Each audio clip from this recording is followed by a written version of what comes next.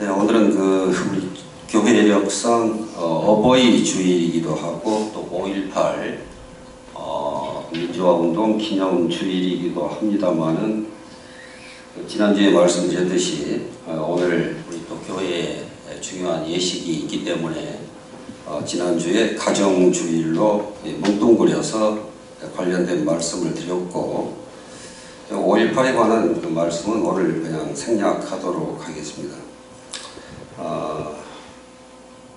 늘 있는 게 아니고 수년에 한 번 정도 있는 그런 또 귀한 예식이기 때문에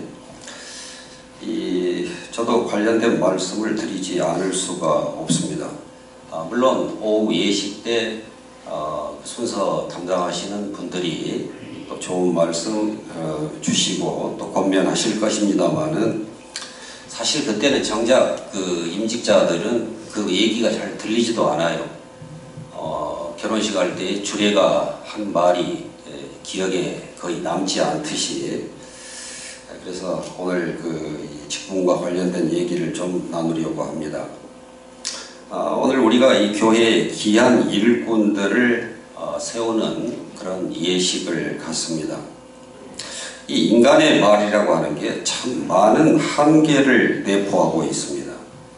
그래서 말로 인해서 오해를 하고 또 말로 인해서 상처를 주고받고 심지어는 부족 간에 또 국가 간의 전쟁으로까지 이어지기도 합니다.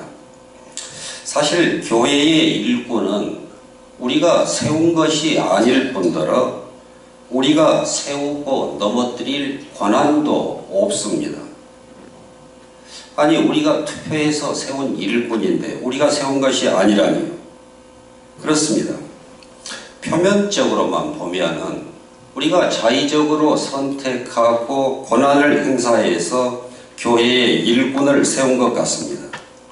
사실이 그렇다면은 우리가 뽑은 일꾼들이 우리의 기대에 못 미치거나 내 마음에 들지 않으면은 언제라도 쓰러뜨리고 끌어내릴 수도 있겠네요. 제가 왜 초장부터 언어의 한계를 얘기했는지 조금 이해가 가실 듯 합니다. 우리의 의사를 모아서 일꾼들을 선출한 것은 분명한 사실이지만은 우리 믿음의 사람들의 인식 수준이 거기에 멈춰서면은 안 됩니다. 우리를 감화 감동해서 일이 그렇게 성사되도록 마음을 모아주신 분이 계심을 우리는 믿음으로 고백합니다. 잠언 16장 1절에 마음의 경영은 사람에게 있어도 말의 응답은 여호와께로부터 나느니라. 또 잠언 16장 9절에 사람이 마음으로 자기의 길을 계획할지라도 그의 걸음을 인도하신 이는 여호와이시니라. 이런 말씀이 그저 식상한 종교적인 언어로 아무런 감동 없는 기계음처럼 들리는 분들이 계실 겁니다. 그건 교회 안에서나 통용되는 언어이고 의식화된 고백이지 세상살이는 결코 그렇게 돌아가지 않더라. 이렇게 고개를 가로젓는 분들이 계실 겁니다. 과연 그럴까요? 진실은 과연 어느 편에 손을 들까요? 하나님께서는 사람을 목석으로 만들지 않고 지성과 감정 그리고 의지를 지닌 그런 전인격적인 존재로 창조하셨기 때문에 사람은 마음으로 자기의 길을 계획하고 또 그러한 목적을 성취하기 위해서 땀 흘려 경영도 합니다. 이것은 결코 잘못된 태도나 행동이 아닙니다. 우리는 하나님께서 허락하신 그 이성적 사고와 그리고 학습을 통해서 축적된 지식과 삶의 다양한 상황들을 헤쳐오면서 체득한 그 경험들을 소중히 여기고 잘 활용할 수 있어야 합니다. 하지만 삶의 그 유용한 도구들인 그것들의 한계와 그리고 결과값을 바꿔놓는 그 다양한 변수들을 우리의 지식과 경험으로 통제할 수 없음을 또한 겸손하게 인정할 수 있어야 합니다. 그때라야 비로소 우리는 절대자 앞에 겸손히 엎드려서 자비와 은총을 구하는 그런 진실한 기도를 올릴 수 있게 됩니다. 논리적으로 그렇지 않겠습니까? 세상을 살면서 그 생활상의 어떤 궁핍이나 실패를 좀채 경험하지 않고 탄탄대로를 걸어온 사람들, 우리가 그 부러워하는 복 있는 사람들입니다. 그런데 오히려 그런 사람들이 그 신앙의 깊이로 들어가기 어려운 이유가 바로 이런 것들 때문일 확률이 높습니다. 궁핍과 결연을 느껴보지 못하고 자신의 지혜와 능력만으로는 벗어나기 힘든 그런 수렁에 빠진 그런 경험이 없는 사람이 후태여 하나님을 찾고 구하고 의지할 이유가 뭐 있겠습니까? 저부터도 그런 부족함이 없는 환경에 둘러싸여 있다고 하면은 굳이 하나님께 매달리지 않겠습니다. 그래서 역설적이게도 세상에서 부족함이 없는 그런 풍요를 마음껏 누리는 부자는 천국에 들어가는 것이 낙타가 바늘길을 뚫고 지나가는 것보다 더 어렵다고 그렇게 예수님께서 말씀하셨겠지요. 여러분, 재작년에 88세를 일기로 돌아가신 이어령 씨라고 하는 분을 아마 대부분 아실 겁니다. 이분을 어떻게 소개할까요? 제가 인터넷을 검색해 보니까 이분에 대해서 대한민국의 국문학자, 소설가, 문학평론가, 언론인, 대학 교수, 사회기관 단체인, 관료이자 정치인으로서 문화부 장관을 역임했으며 소설가, 시인이자 수필의 희곡까지 써낸 작가, 그리고 기호학자, 이렇게 소개되어 있습니다. 이력이 참 화려하지요. 아마도 그 한국 현대사의 가장 빼어난 지성인 가운데 한 사람임에 틀림없을 것입니다. 물론 그분의 그 한계도 또 우리가 어느 정도 인식하고 있습니다.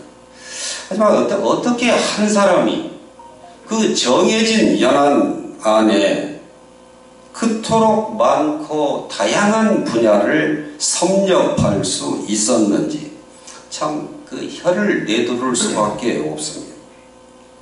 이토록 박학다식하고 게다가 사회적인 그 성취와 명망까지 다 가지고 누린 분이지만은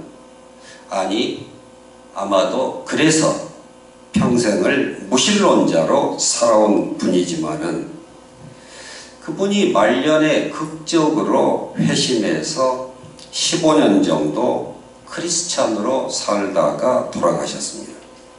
그 기간 동안에 별로 길지도 않은 그 기간 동안에 또 의문은 지성을 낳고 믿음은 영성을 낳는다라고 하는 제목의 책, 또 당신 크리스찬 맞아? 메멘토 모리, 이와 같은 그 신앙 관력 서적들을 또 저술했습니다. 이분이 평소에 왜 그토록 무시하고 배척하던 이 기독교 신앙에 입문하게 되었는지에 대한 그 흥미로운 뒷얘기들이 있습니다만은 오늘 그 얘기까지는 다 드릴 수가 없습니다. 다만 그분의 책과 그리고 간증에 자주 등장하는 말이 있는데 이런 내용입니다. 상실과 결핍, 광야와 삶의 막다른 골목에서 하나님을 만나는 경우가 많은 것을 생각할 때 풍요와 안정은 오히려 믿음의 장애물이 될 수 있겠다. 내가 성서에서 발견한 것은 갈증과 굶주림이 영성으로 인도한다는 사실이다. 평소 기독교 신앙을 적대하고 간팍하게 굴던 사람들이 돌아서면은 대체적으로 내세지향적이고 신비주의적인 그런 신앙으로 기우는 경향이 많은데 이분은 지식인답게 2014년 2월 기독교 TV에서 청년들을 대상으로 전한 강연에서 이런 조언을 하고 있습니다. 크리스찬은 지혜와 지식의 끝에 열리는 것이지 무지한 마술 같은 것에 의해 되는 것이 아니다. 따라서 여러분은 어떤 과학자보다도 더 과학적 성찰을 해야 하고 어떤 예술가보다도 더 감성적인 예술의 열정을 가져야 한다. 그럴 때 비로소 유리벽이 깨지면서 승천할 수 있다.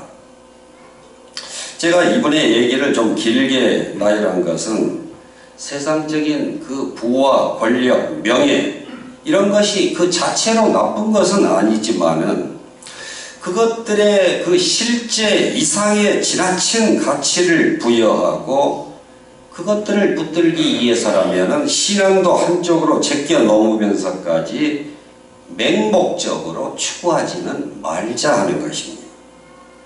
정말 하나님 나라에 목마르고 그의 의를 우선적으로 구하는 그리스도인이라면은 이 땅에서의 풍요와 안정이 오히려 그 나라에 들어가는 일에 결격 사유가 될 수도 있음을 그런 우리가 위기의식을 가지고 경계할 수 있어야 합니다.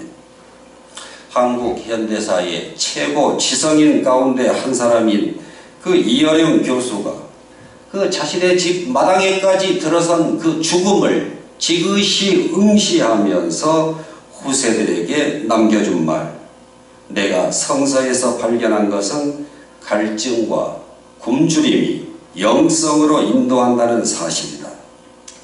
우리가 곱씹어 생각해 볼 만한 그런 가치가 있지 않겠습니까? 이와 같은 성찰을 바탕에 깔고 다시 처음에 문제제기로 돌아가겠습니다.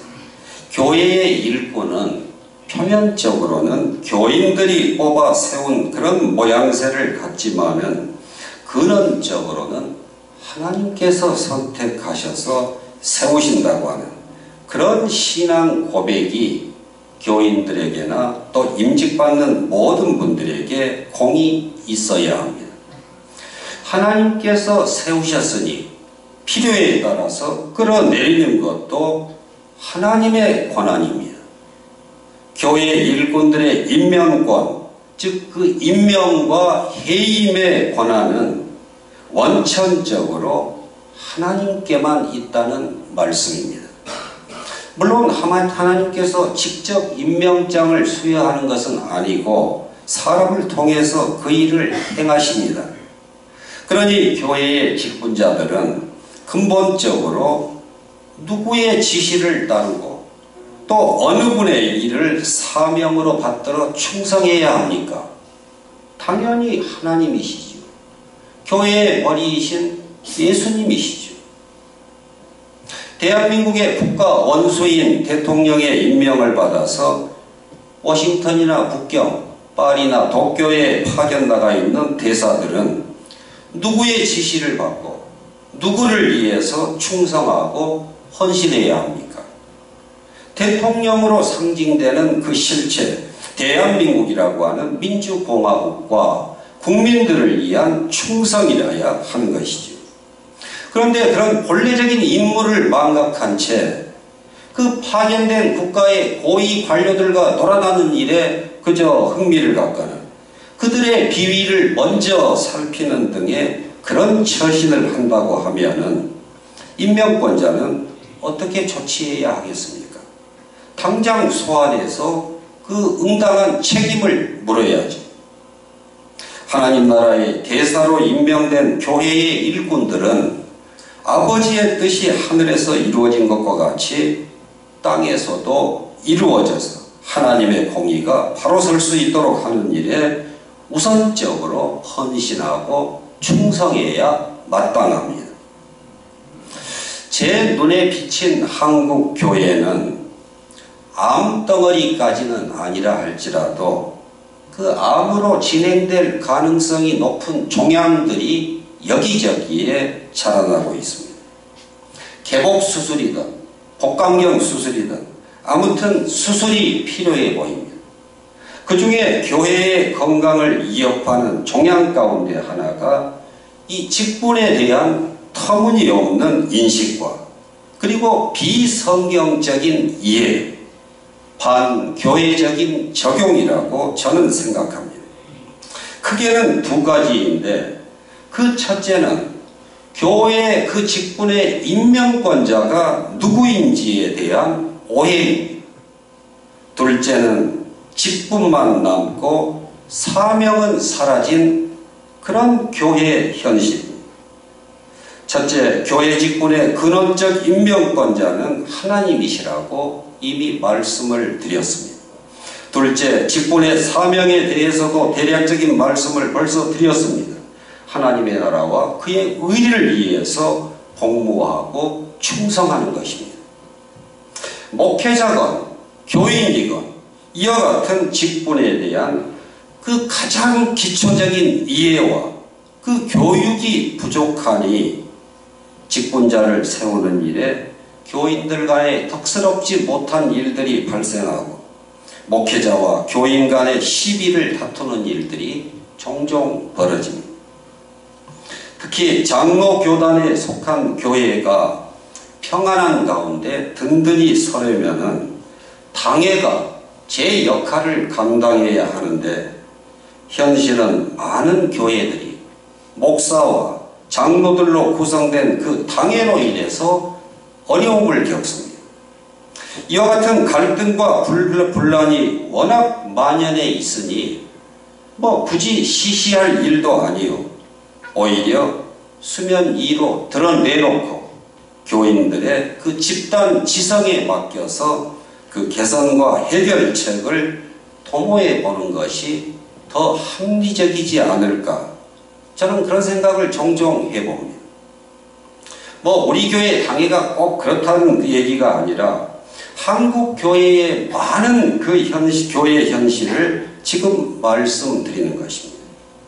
물론 그 가장 큰 책임을 묻기로 따지면 목회자일 것입니다.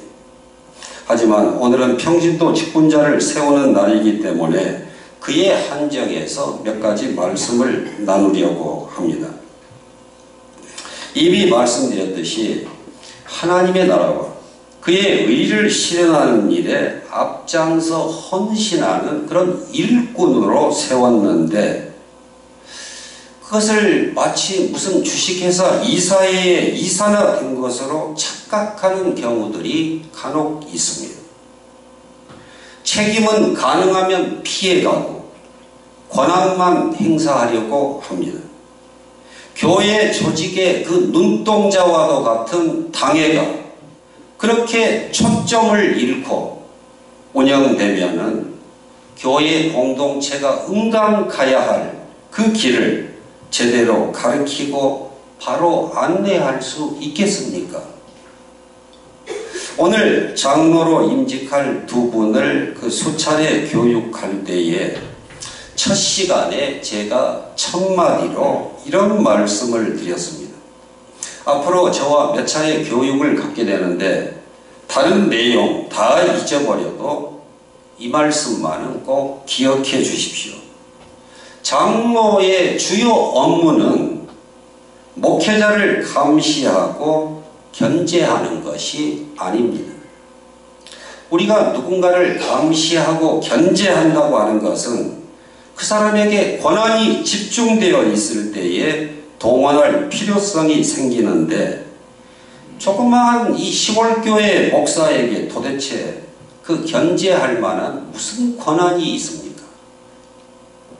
물론 교단의 헌법상으로야 교회 대표로서 적잖은 권한을 합법적으로 행사할 수 있도록 되어 있습니다. 하지만 현실적으로 목사가 행사하는 권한이 섬기는 권한밖에 더 있겠습니까? 교회의 모든 직분은 본래적으로 섬기는 직분입니다. 목사건, 장로건, 권사, 집사건 각자의 달란트로 교회의 화목과 그리고 성장을 위해서 헌신하도록 부름받은 직책인 것입니다. 그러니 때때로 의견이 다를 때라도 임명권자인 그 하나님의 뜻을 먼저 구하고 교회의 평화를 위해서 함께 헌신하십시다. 그리하면은 교회의 머리이신 주님께서 반드시 선한 결실을 거두게 하실 것입니다. 이것이 제가 그 두 분 장로 피택자 교육의 첫마디로 드린 말씀이었습니다. 저는 지금까지 목회하면서 당회가 반대하는 일을 그걸 전혀 무시하고 내 생각대로 행한 적이 적어도 제 기억에는 없습니다.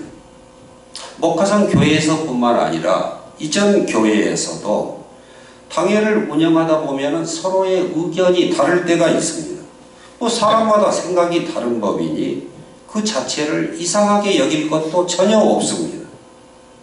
그래도 가능하면 당회는 서로 합의해서 어떤 일을 처리하는 게 좋기 때문에 충분히 토론할 수 있는 그런 그 시간을 주되 또 결정을 내려야 할 시점까지도 합의에 이르지 못하면은 찬반을 물어서 다수결로 결정을 할 수밖에 없습니다. 비록 자신의 의사와 다른 결정이 내려진다 할지라도 그 결정을 존중하고 그에 승복하는 것이 회의에 참여하는 구성원들의 기본적인 자세입니다. 그런데 자신은 그런 결정에 동의하지 않았다. 이 목사님 마음대로 한다. 이렇게 뒷담화한다고 하면은 목사는 좀 억울한 것이죠.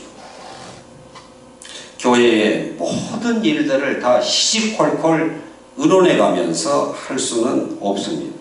목회자가 개인적으로 판단해서 실행해야 할 그런 경우들도 물론 있습니다. 제가 예전 같으면은 이런 얘기를 할 때에 듣는 분들이 그러니 목회자한테 잘하십시오. 잘 협조하십시오. 이런 뜻으로만 좁게 해석해서 받아들일까 싶어 조심스러워서 점체 못하던 얘기들입니다. 하지만 지난번에 말씀드렸듯이 앞으로는 적극적으로 이런 교회와 신앙의 원리들을 얘기하려고 합니다. 그것이 교인들을 살리고 또 교회를 바로 세우는 일에 목회자가 감당해야 할 몫이라고 하는 확신이 있기 때문입니다. 듣기에 따라서는 불편한 부분도 있겠습니다만은 그 교회의 직분에 대한 성경적이고 또 신앙적인 이해를 확립하는 데에 도움이 될 수 있기를 바랍니다. 오늘 우리가 불러낸 이 느헤미야라고 하는 인물은 우리와는 무려 2500년의 그런 그 시간차에도 불구하고 자기 삶의 그 임명권자가 누구이고 그분이 자신에게 바라고 기대하는 바가 무엇인지를 똑바로 알고 있었습니다. 똑바로 알고 있었을 뿐만 아니라 그 인식한 사명을 여러 그 제한성과 주변의 방해에도 불구하고 바르게 실행함으로써 하나님의 영광을 드러내고 이스라엘을 새롭게 건설하는 일에 온전히 헌신했습니다. 1장 11절에 보면은 느헤미야는 당대 최강국인 그 페르시아 제국의 왕궁에서 술에 관한 업무를 맡은 관원이었습니다. 뭐 하찮은 일 같지만은 이게 그렇지가 않습니다. 고대 사회에서는 이 왕권을 노리는 자들이 많아서 이 음식이나 술에 독을 타 그 독살하는 일들이 심심치 않게 발생했습니다. 그래서 술 관원은 아무에게나 맡기는 것이 아닙니다. 왕의 그 절대 신임을 받는 자, 지혜롭고 총명한 자를 선출하는 것입니다. 그래서 궁중에서의 예우 또한 상당했을 것입니다.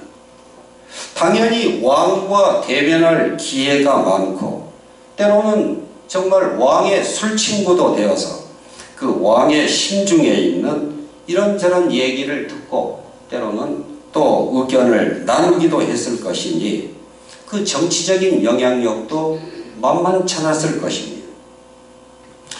이렇게 그 별 부족함이 없는 그런 그 안정된 페르시아의 고급 관료 생활을 내려놓고 무너진 성벽과 불탄 성문, 짐승이 지나갈 길조차도 닦이지 않은 그 황폐한 도시 예루살렘으로 느헤미야가 발을 들여놓는 까닭은 도대체 무엇일까요?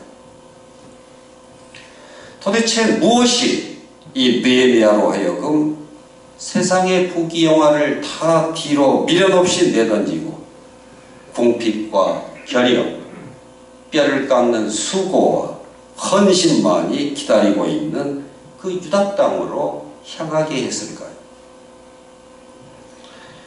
시간이 많이 돼서 자세히 살펴볼 수는 없지만 오늘 우리가 읽은 그 12절, 내 하나님께서 예루살렘을 위해 무엇을 할 것인지 내 마음에 주신 것이라고 하는 그 말 속에 이 느헤미야의 그와 같은 행동의 동기와 삶의 방향성, 그 목표가 고스란히 들어있다고 저는 여깁니다.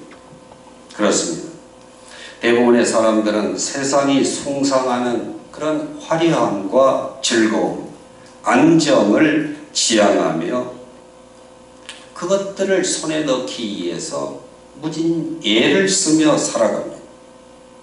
하지만 또 한편에는 그러한 세상이 주장하고 자랑하는 가치가 아닌 하나님께서 자신의 마음에 주신 것을 최우선적인 가치와 목표로 삼아서 살아가는 사명의 사람들이 있습니다.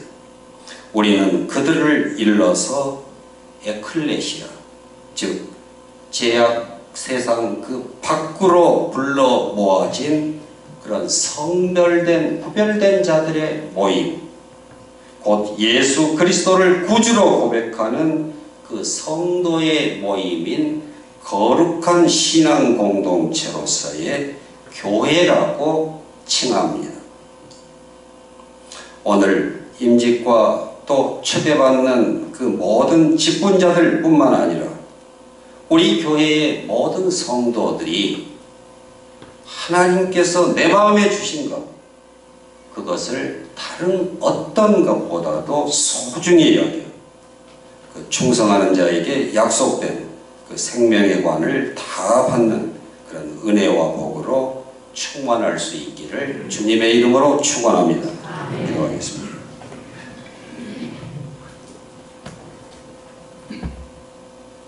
인생과 역사를 주관하고 섭리하시는 하나님, 우리를 긍휼히 여기사 죄와 죽음의 세력으로부터 구원해 주시고 저마다에게 주신 그 달란트로 하나님의 나라와 주의 몸된 교회를 위해서 헌신하게 하시니 감사와 찬양을 드립니다.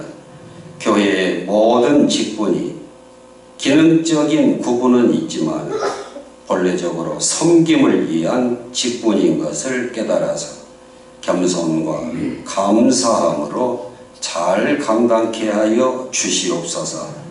하나님께서 내 마음에 주신 것이 헛되이지 않아서 아름답고 풍성한 열매로 하나님을 영화롭게 하고 또 복음 전파의 이 최일선에 선 교회를 교회답게 세우는 일에 앞장서 헌신하게 하여 주시옵소서.